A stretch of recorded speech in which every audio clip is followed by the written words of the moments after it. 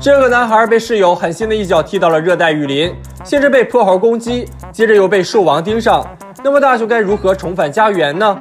大雄难得心灵手巧一次，送给静香一个折纸独角仙。可再厉害的手艺人，假的就是假的。财大气粗的人都是人手一只法国进口独角仙，毕竟没有物质的爱情就是一盘散沙。轻轻一击，大雄就立下豪言壮志，回家就让蓝胖子拿出任意门，要去当捕虫大师。听说小夫瞧不起朴素的爱情，蓝胖子觉得有钱人的爱情观都不对，拿出食物折纸，用这折纸折出的物品可以以假乱真，只要先把纸张拉长，折出自己想要的玫瑰，就是爱情的酸臭味。可大雄目光杀人，示意蓝胖子麻溜的准备。两人整装待发，向着亚马逊出发。岂料大门一开，何能来袭？这么可爱的大老鼠，让蓝胖子决定买队友，塞好一书包道具，接着大力一脚把大雄送到了荒郊野外。看着满园春色，大雄觉得今天定会大丰收。独角仙没抓到，大雄却被一片美景吸引。来到湖边，大雄膀胱一扫，有了主意，布置陷阱分几步。首先拿出老妈的陈年老袜，接着剥个香蕉放入丝袜，再加入70度的二锅头，陷阱就完成了。再挂到树上等着守株待兔。岂料独角仙没抓到，还被大师兄一顿揍，书包也被抢走了。大师兄智商感人，还知道香蕉皮攻击。大雄翻越千山万水，终于找回被拿走的背包，妖兽了，只剩下食物折纸了。大雄还迷路了。蓝胖子虽然担心大雄，可面对热带大老鼠的威胁，大雄的安危那就是轻于鸿毛。大雄盲目行走，累到满天都是小星星，可手中只有折纸，但这丝毫不会影响大雄画饼充饥，而且还是升级版的大鸡腿。可再香的鸡腿，那也是纸做的。大雄小腿太短，还不到10米，树上的椰子又够不到。大雄做出飞镖，一发精准投射，引发百鸟出动，却因祸得福，拿到了椰子，折出菜刀，手法娴熟，剥开皮，终于解了燃眉之急。突然乌云密布，暴雨落下，雨天打纸伞，脑回路清奇。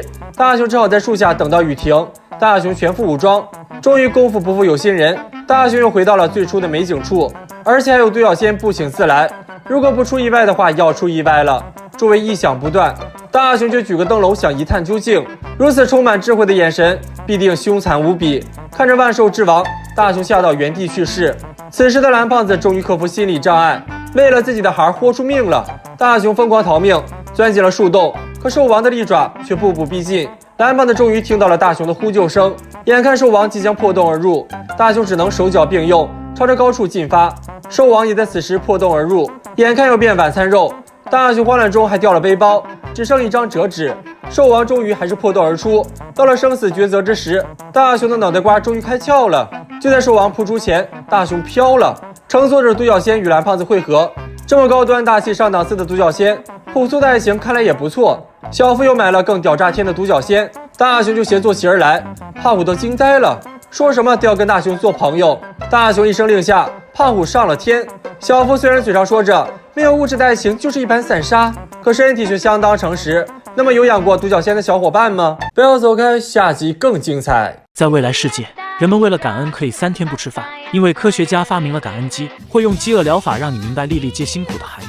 与吃了10碗还要1碗的小多拉不同，大雄只是吃光了肉后，便要跑回房间当个废柴少年。这种把挑食玩到极致的行为，彻底激怒了老妈。于是老妈跟大雄讲起了战争时期的贫苦生活，希望他明白粮食的重要性。只可惜出生在和平年代的大雄无法感同身受，看着老妈如此和善的离开，小多拉只好变身惩治不良少年的专家，拿出了会让人理解身边所有之物重要性的感恩机，比如说看不见的空气。只见大雄按下按钮，下一秒他双手掐住脖子，接着开启红脸特效，好好的一个大活人，疯狂的在生死边缘来回悍跳。要不是小多拉按下结束键，大雄就要在8岁这年变成一具妙龄男尸了。接着他又按下按钮，要对食物感恩，下一秒老爸就拿着网红蛋糕前来投食，大雄顿时高兴极了，二话不说就要拿回房间当个干饭人。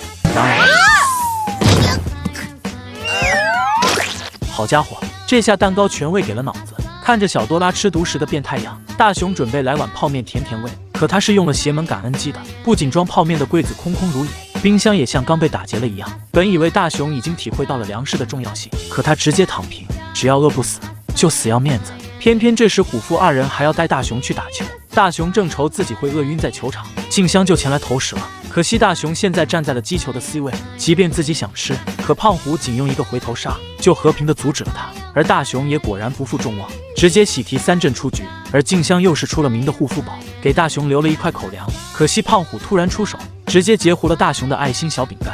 此时的大雄已经饿到疯癫，看着天空上的云朵都能想到雪糕刺客，结果一招望云止饿，不仅让他没接住球，还将球遗失在了杂草堆中。听闻此事，小夫直接炸了，那可是陆木匠亲笔签名的棒球呢，价值起码1个小目标。为了不赔到倾家荡产，大雄只能自认老六，独自一人玩起了找球游戏。等他把球还给小夫时，已到了傍晚时分。听说小夫家今晚请了米其林大厨来做法式盛宴，大雄一招肚子敲鼓，就想当个根正苗红的蹭饭王。岂料小夫刚开门迎客，夫妈就带来一个喜讯，因为煤气罢工，法式盛宴临时取消，改去小夫最想去的贵族餐厅。可那餐厅需要穿正装才能进入，于是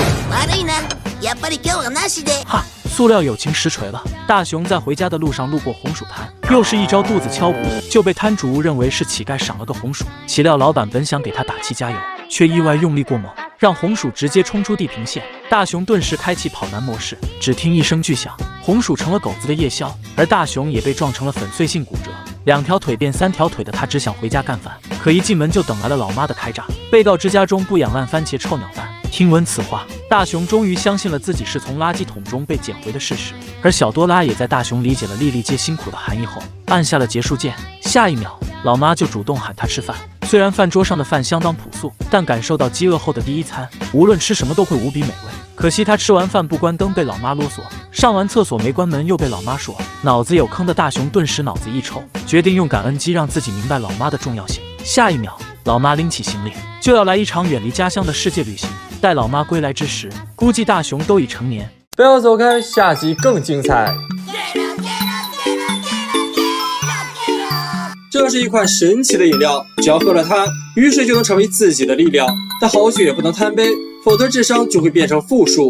这一切还要从小天堂来到小镇说起。自从他到来那天开始，已经足足下了1个月的雨了。1个月不曾出门的大雄心慌慌，渴望能有让雨水变得有趣的道具。蓝胖子还真有一款雨蛙饮料，它是由一下雨就精神倍儿爽的生物所提炼，有着在雨中强身健体、增强体魄的功效。于是大雄吨干了1整瓶。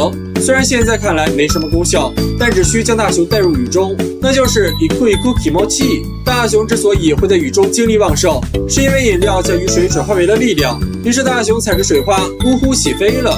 下雨不打伞的孩子惊呆了一众路人，但只要大雄不尴尬，尴尬的就是别人。